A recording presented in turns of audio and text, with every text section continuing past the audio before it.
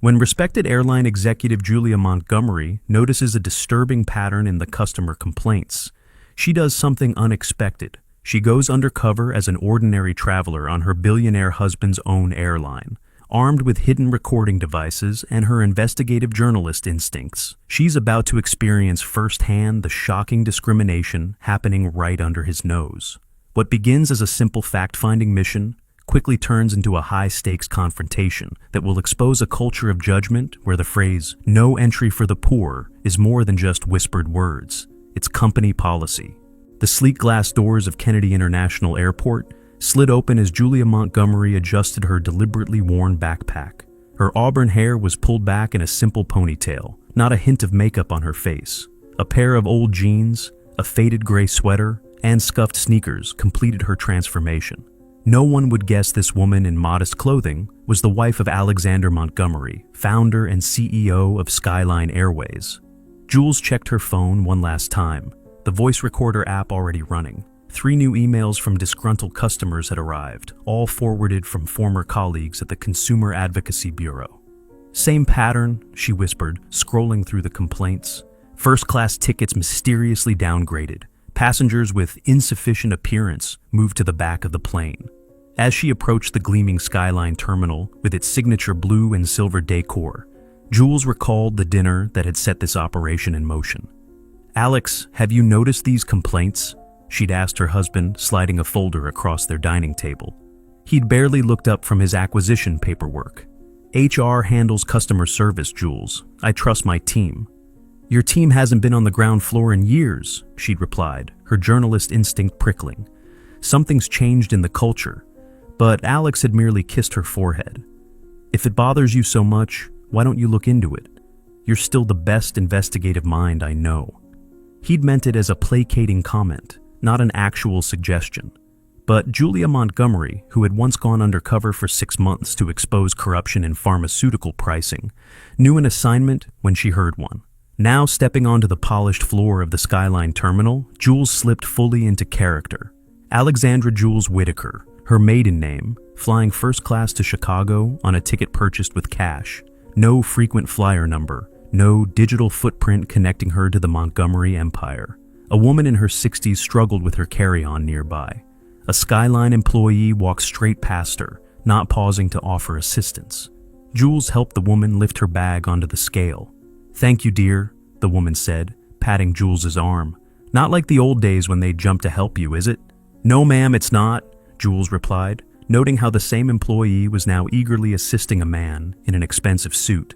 As she approached the check-in counter, Jules activated her small recording device. While Alexander focused on expansions and acquisitions, she had noticed something rotting at the core of his company, a creeping elitism that violated everything her husband had originally built the airline to represent. Today, she would experience it firsthand. The line for first-class check-in moved steadily forward. Jules observed quietly, her journalist's eye cataloging every detail. A well-dressed couple with designer luggage received enthusiastic smiles and offers of champagne. An elderly gentleman in a simple sweater vest was treated with barely concealed impatience. This isn't what you wanted, Jules thought, picturing Alex when he'd first launched Skyline Airways. They'd been newly married then, her career in investigative journalism taking off just as his airline began to grow beyond its humble beginnings. Dignity shouldn't be a luxury item, he'd told investors. Every passenger deserves respect, regardless of the price of their ticket. Now, as Skyline's stock soared and Alex spent more time in boardrooms than terminals, something fundamental had changed. "Miss Whitaker?" Jules looked up. The airline representative, Melissa, according to her name tag, waited with an impatient expression. "Yes, sorry," Jules said, stepping forward with her ID and ticket. She deliberately fumbled with her worn wallet, playing the part of someone unaccustomed to first-class travel. Melissa took Jules's documentation with perfectly manicured fingers, her expression shifting subtly as she assessed Jules's appearance. The slight downturn at the corners of her mouth spoke volumes. "You're in first class?" Her tone carried thinly veiled skepticism. "Yes," Jules replied simply, adding a touch of nervousness. "It's my first time." Melissa turned to her colleague, a woman with a supervisor pin on her blazer. Their whispered conversation was just low enough that Jules couldn't catch the words, but their glances told the story. This was exactly what Jules had been waiting for. The night before, Alex had caught her studying the airline seating charts. "Working late?" he'd asked, loosening his tie after another 14-hour day. Jules had quickly switched screens. "Just some research." He'd massaged her shoulders. "I miss the days when we'd both stay up building our dreams." For a moment, Jules had considered telling him everything, the complaints, the patterns, her suspicions, but the exhaustion in his eyes stopped her. Alex needed evidence, not theories. Now, as the supervisor approached with a practiced smile, Jules activated the secondary recording device in her jacket pocket. "Miss Whitaker, I'm Linda Peterson, customer service supervisor," the woman said smoothly. "I'm afraid there's been a slight issue with your booking." Jules tilted her head, the perfect picture of confusion. "What kind of issue?" "I confirmed everything yesterday. It appears there was an overbooking in first class. We'll need to reassign you to economy. It's our standard procedure to reassign based on loyalty status, and since you don't appear to be a frequent flyer with us." "But I paid for first class," Jules protested. Linda's smile tightened. "Yes, and you'll receive a partial refund for the difference. Perhaps next time." Behind Linda, Jules caught Melissa whispering to another colleague. "No entry for the poor. They should stick to budget airlines." The colleague suppressed a laugh, unaware that they'd just provided exactly the evidence Jules needed. The real investigation had begun. "I'd like to speak with another representative, please," Jules said calmly, maintaining her character while mentally documenting every detail. Linda's posture stiffened, her controlled exhale betraying her irritation with a difficult customer. "Miss Whitaker, I assure you there's no one else who can help you. This is standard procedure when we need to reassign seats." Linda's professional veneer remained intact, but just barely. "Perhaps if you were a Skyline Elite member or a regular first-class passenger, we could make other arrangements." Jules noted the implicit bias, status determined not just by membership, but by how you looked, by whether you belonged in premium cabins. This was exactly the pattern the complaints had outlined. "I understand," Jules said, her voice taking on a slight tremor of disappointment. "It's just that I saved up for this experience. It was supposed to be special." For a fraction of a second, something like genuine sympathy flickered across Linda's face, quickly replaced by practiced neutrality. Behind the counter, Melissa rolled her eyes at her colleague, no longer bothering to hide her contempt.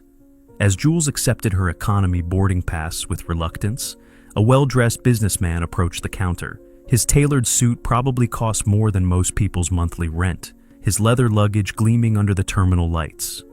"Mr. Harrington!" Linda's entire demeanor transformed, her smile reaching her eyes for the first time. "So wonderful to see you again. We have your usual seat ready, and the crew has been notified about your champagne preference." "Actually," Mr. Harrington said, "I need to change my seat. My colleague is joining last minute. Is there any possibility of upgrading him to first class as well?" "Let me see what I can do," Linda responded eagerly. "Oh, it seems we're quite full today, but yes, I believe we can make an exception." Jewel felt a surge of vindication mixed with disappointment. The seat that supposedly didn't exist had materialized instantly for the right person. Making her way toward security, Jules reflected on Alex's journey. He'd started Skyline with a genuine vision, democratizing luxury travel, treating everyone with dignity. Somewhere along the way, that vision had become corrupted. A gentle touch on her arm interrupted her thoughts. It was the older woman she'd helped earlier. "They did it to you too, didn't they?" she asked, her eyes knowing. "I saw them downgrade you. Happens to me all the time. I've stopped dressing up for flights since it never seems to matter." "Does this happen often?" Jules asked, maintaining her cover. "Oh my dear, it's become quite the pattern. My late husband and I used to fly first class everywhere in the 80s. Back then, they judged you on your ticket, not your appearance. Now?" She shook her head. "I've learned to bring proof.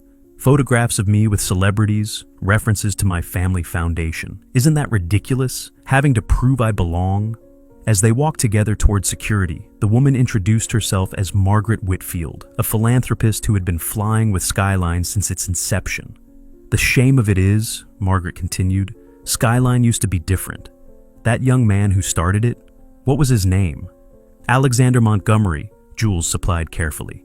Yes, that's him. He used to walk through the cabins himself, greeting everyone. Had such vision. Shame what happens when companies get too big. As Jules approached security, she noticed Caroline Winters, Skyline's chief of customer experience, being escorted through the expedited lane. The woman who had assured Alex that customer satisfaction was at an all-time high. Jules ducked her head, not wanting to be recognized. Caroline hadn't met her often enough to identify her immediately, especially in this attire, but she couldn't risk the operation being compromised too soon. Watching Caroline breeze through security without so much as a glance at the regular travelers waiting in long lines, Jules felt her resolve strengthen. This wasn't just about a few rude employees or isolated incidents. The problem was cultural and systemic, and it reached the highest levels of Skyline's management. The evidence was mounting, and Jules was just getting started. The boarding area for Flight 743 to Chicago buzzed with activity as Jules positioned herself near the gate counter. She observed the young gate agent Trevor, whose smile fluctuated depending on who approached him. First class and Skyline Elite members may begin boarding now, Trevor announced. Jules watched as Linda, the supervisor from check-in, appeared behind the gate. She whispered something to Trevor, glancing meaningfully toward Jules before walking away. A familiar pattern unfolded during boarding. Passengers in designer clothes sailed through with warm welcomes, while those in more modest attire received cursory nods. One elegant woman had her carry-on taken by a flight attendant despite it being well within size limits. "Let me help you with that, Mrs. Davidson. We want you comfortable." When Jules's economy group was called, Trevor's welcoming expression visibly cooled as she approached. "Boarding pass?" he asked flatly. Jules presented her ticket, the downgrade from first class prominently displayed. "You'll need to check that bag," Trevor said, pointing to her backpack. "We're out of overhead space in the main cabin." "The boarding just started," Jules remarked. "How could you be out of space already?" "It's company policy to ensure premium customers have priority for overhead storage," Trevor stated with practiced efficiency. "Your bag will need to be checked." A passenger behind Jules, a middle-aged man in a simple polo shirt, spoke up. "Excuse me, but I just saw you let several larger bags through without comment." Trevor's professional mask slipped momentarily. "Sir, I'm following company protocol. If you have a complaint, you're welcome to contact customer service." As Jules reluctantly surrendered her backpack, having already transferred her recording devices to her pockets, she overheard Trevor mutter to his colleague, "Economy passengers think they deserve first-class treatment." The colleague glanced at Jules and replied with a smirk, "They should be grateful they're on the plane at all. No entry for the poor, remember?" On board, the class division was even more pronounced. First class gleamed with soft lighting and plush seats, flight attendants offering hot towels and welcome drinks. As Jules continued toward economy, the atmosphere changed dramatically. Harsher lighting, cramped space, and noticeably less enthusiastic flight attendants. Taking her middle seat in row 27, Jules found herself between Margaret from earlier and a college student named Jason, who was flying home for his grandmother's birthday. "We meet again," Margaret said warmly. "Seems we've both been exiled to the back of the plane." "I'm starting to think it's not a coincidence," Jules replied. "Oh, it's certainly not," Margaret lowered her voice. "I've been tracking this pattern for months. This isn't just a few rude employees, it's policy." A flight attendant named Heather approached their row, performing a cursory safety check. "Excuse me," Jason called politely. "My tray table seems to be broken." Heather barely glanced at it. "We'll file a maintenance report after landing," she said dismissively, already moving past. As the plane taxied toward the runway, Jules received a text from her contact inside Skyline's corporate office. Found internal memo from Winters. Project appearance matters implemented last year. Training materials explicitly instruct staff to allocate service based on perceived customer value, linked to bonus structures. Jules exhaled slowly. This wasn't a case of a few prejudiced employees. It was systematic discrimination, codified in company policy, incentivized with financial rewards. At cruising altitude, the cabin service began with the familiar forward-to-aft protocol. Through the gap between seats, Jules watched first-class passengers receive custom-plated appetizers and wine poured from actual bottles. Quite the difference from the old days, Margaret commented. Once upon a time, the primary distinction was just seat size and meal quality. Now, it's like they're serving different species. When service reached their row, nearly an hour later, Heather barely made eye contact as she thrust a plastic cup of soda toward Jules. "Water, please," Jules requested. Heather sighed with visible irritation. "I've already poured this one." "I understand, but I'd prefer water if possible." With an exaggerated eye roll, Heather took back the unwanted soda. "I'll see what I can do," she muttered, moving to the next row without returning. "Don't hold your breath," Margaret whispered. "Last month, I asked for a blanket and was told they were reserved for premium passengers only, despite there being a visible stack of them." Midway through the flight, an elderly man 2 rows ahead requested assistance with his medication that had been stored in his now-checked bag. The flight attendant's response was shocking in its callousness. "Sir, you should have thought about that before boarding. There's nothing I can do now." The man's companion pleaded. "Please, it's his heart medication. We didn't expect the bag to be checked." "I'll check when I have time," the attendant replied, but proceeded to spend the next 20 minutes chatting with a colleague in the galley. Jules sent a text to her assistant. "Need background check on Skyline flight attendant Heather Morgan, working flight 743 today." The response came minutes later. 3 formal complaints filed in last month alone, all dismissed by Caroline Winters with notation. Adherence to PAM protocols justified response. Also, bonus structure shows she's received Premium Service Excellence Award twice this quarter. This confirmed Jules's suspicions. Not only were these discriminatory behaviors tolerated, they were rewarded. An hour before landing, Jules pressed her call button. After 5 minutes with no response, despite flight attendants passing by multiple times, she pressed it again. Heather finally approached, irritation evident in every movement. "Yes?" she asked curtly. "I was wondering if I could get a cup of water," Jules said pleasantly. "I asked earlier, but never received it." "We're preparing for landing service. You'll have to wait." Yet across the aisle, a passenger in a business suit had his call button answered immediately, receiving not just water, but a fresh cocktail with a smile. As Jules documented this exchange, Jason noticed her detailed note-taking. "You're really recording all this, aren't you?" he asked quietly. "Are you with the FAA or some kind of undercover reviewer?" Before Jules could respond, Margaret leaned in. "Whatever she is, I hope she's someone who can finally make changes around here. I've been collecting my own evidence for months." As the plane began its descent, Jules received an urgent message that made her freeze. "Your identity compromised. Caroline Winters is on your flight, seated 2A. She was shown your boarding pass by gate agent. She knows Alexandra Whitaker's fake name. Expect confrontation upon landing." Jules's mind raced. Her cover was blown, but perhaps that could work to her advantage. The original plan had been to compile evidence and present it to Alexander privately, but now circumstances had changed. The plane touched down as the captain welcomed passengers to Chicago. Jules noticed unusual activity in first class. Caroline Winters was standing despite the seatbelt sign, speaking urgently to the lead flight attendant and gesturing toward the back of the plane. "I think we're about to have some excitement," Margaret whispered. Jules took a deep breath. "It seems my timetable has been accelerated." "Whoever you are," Jason said, "we've got your back." The confrontation Jules had been preparing for was about to begin, just much sooner and much more publicly than she had planned. "Stay in your seats," Caroline Winters commanded as passengers began to stand. "Security situation." A ripple of concern moved through the cabin. Jules remained seated, her expression calm despite her racing heart. Caroline reached row 27, her perfectly coiffed blonde hair and designer suit marking her as distinctly out of place in economy. Her eyes locked onto Jules with cold recognition. "You," she said, voice tight with controlled fury.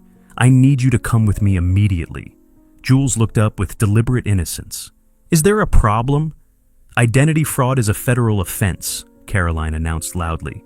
"Attempting to fly under a false name?" "My ID matched my boarding pass," Jules interrupted calmly. "The name is legally mine, Alexandra Jules Whitaker. No fraud involved." Caroline's eyes narrowed. "You deliberately misrepresented yourself. Security will escort you for questioning." Around them, passengers were murmuring in confusion. Several raised phones, recording the confrontation. "Ms. Winters," Jules said clearly, "I've been recording since I entered the terminal this morning. Every interaction, every comment, every example of Skyline's Project Appearance Matters directive in action." Caroline blanched visibly. "I don't know what you're talking about." "Don't you?" Jules stood slowly. "The internal policy instructing staff to judge customers by their appearance, the directive to prioritize service to passengers who look the part of premium travelers, the bonus structure rewarding employees who maintain class distinctions." The lead flight attendant took a half step back, her eyes widening in recognition. "Who are you?" Caroline demanded, though her tone suggested she already suspected. Jules straightened to her full height. "My name is Julia Montgomery, and yes, that Montgomery. I believe you know my husband Alexander, the founder and CEO of Skyline Airways." A collective gasp rippled through the cabin, followed by the unmistakable sound of smartphones capturing the moment. "Mrs. Montgomery," the lead flight attendant stammered, "we had no idea." "That was rather the point," Jules replied. "I wanted to experience what ordinary customers experience, and what I found was shameful." Caroline attempted to regain control. "This is an internal company matter. We should discuss this privately." "No," Jules said firmly. "Discrimination shouldn't be hidden behind closed doors. Every passenger deserves to know how they are being judged based on appearance." Margaret stood beside Jules. "I've been documenting the same patterns for months, downgraded despite paid first-class tickets, ignored by staff, treated as less than human because I don't look wealthy enough." Jason added, "They made my grandmother check her medical equipment because she was wearing simple clothes. She's a retired surgeon who's flown over 1 million miles with Skyline." Other passengers began calling out similar experiences. The dam of silence broken. A flight attendant in the back stepped forward. "It's true," she said, her voice trembling. "We were told to categorize passengers by appearance. Service allocation based on visual value assessment, they called it. I hated it, but I needed this job." Caroline turned on her furiously. "Jennifer, that's enough!" But Jennifer continued. "They track our premium service ratio, how much time we give to well-dressed passengers versus others. If the ratio is too balanced, we get reprimanded." Jules addressed the cabin. "My investigation isn't aimed at punishing employees. This is about systems that corrupt good people by incentivizing the wrong behaviors." She turned to Caroline, who was now visibly seething. "Ms. Winters, I believe my husband will want a full report on how his company's founding principles have been undermined." The passengers erupted in applause, smartphones still recording. Jules knew the footage would be online before they even deplaned. "Now," Jules said, her tone softening, "I suggest we allow these passengers to deplane. They've experienced enough Skyline drama for one day." As people began gathering their belongings, many paused to shake Jules's hand or share their own stories. Margaret gave her a warm hug. "You remind me of myself in my younger days," she whispered, "never afraid to stand up for what's right." Jules's phone buzzed with a text from Alexander. "Just saw footage from the plane. Why didn't you tell me? Coming to Chicago tonight. We have work to do." 3 weeks later, Jules stood before a packed auditorium at Skyline Airways headquarters. Alexander stood beside her, his presence both supportive and symbolic of the changes already underway. "Thank you all for coming," Jules began. "Today isn't about dwelling on past mistakes, but about returning to the original vision that founded this airline." On the screen behind her, the original Skyline mission statement appeared. To provide dignity in travel for all passengers, regardless of ticket class or personal background. Alexander stepped forward. "When I started this company, this wasn't just a marketing slogan. It was our purpose. Somewhere along the way, we lost sight of that. I take responsibility for becoming disconnected from our daily operations." Jules gestured to Margaret Whitfield and Jennifer, the flight attendant who had spoken up. "These women have agreed to help us rebuild our culture." Margaret described her new role heading the Passenger Dignity Committee, a group of diverse frequent flyers who would provide regular feedback on their experiences. Jennifer nervously approached the microphone. 3 weeks ago, I was terrified I'd lose my job for speaking up. Instead, I've been asked to help train staff on the new service protocols." Jules returned to center stage. We've eliminated the discriminatory policies. The Project Appearance Matters directive has been terminated, along with the bonus structures that rewarded treating some passengers better than others. She displayed the new service metrics, customer satisfaction scores that made no distinction between cabin classes, response times to call buttons that required equal attention to all sections. But policy changes are just the beginning, Jules continued. True transformation requires a cultural shift. Alexander rejoined her. That's why we're implementing comprehensive retraining for all customer-facing staff. Not to teach you to treat everyone equally, I believe you already know how to do that, but to undo the conditioning that suggested otherwise. Jules noticed Caroline Winters sitting in the back row. After the Chicago incident, Caroline had expected to be fired. Instead, Alexander had given her a choice: resign or help fix the system she had corrupted. To everyone's surprise, she had chosen the latter. No one will be terminated based on past actions that followed company directives, Jules explained. Instead, we're offering everyone the chance to be part of the solution. As the presentation concluded, a senior flight attendant asked, "Mrs. Montgomery, premium passengers pay more. Don't they deserve more attention?" Jules nodded.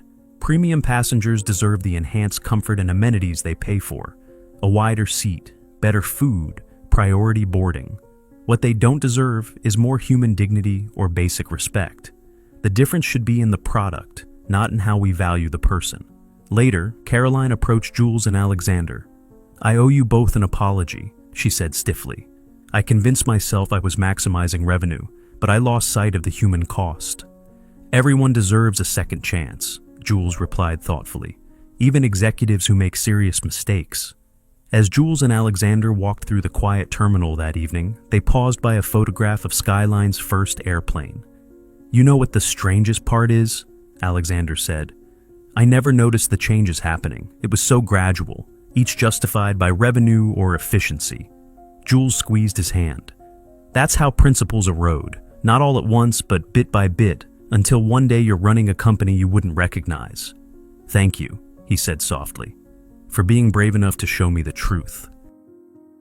6 months later, Jules stood at the gate of Skyline Flight 743 to Chicago, the same route where her investigation had reached its dramatic conclusion. This time, she wasn't undercover. The changes were immediately visible. The gate area had been redesigned to eliminate the visible separation between premium and economy passengers.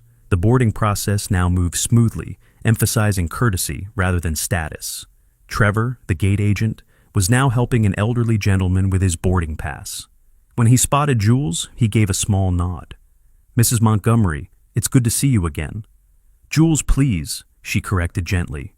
"How are things going with the new protocols?" "Better than I expected," Trevor replied. "There's less tension now that we're not constantly policing who belongs where."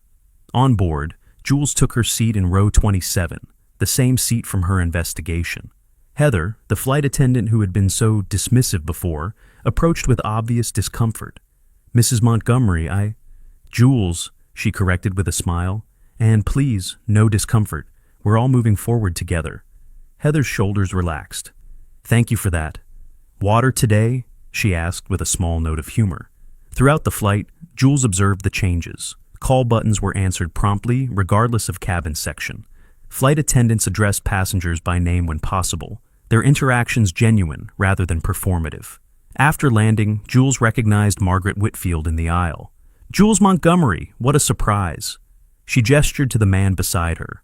"This is my brother Henry. I was just telling him how different Skyline feels now." "It's still a work in progress," Jules acknowledged, "but we're committed to the journey." "That's all any of us can ask," Margaret replied. "To be seen as human beings, not walking wallets. You've started something important here. Other airlines are noticing."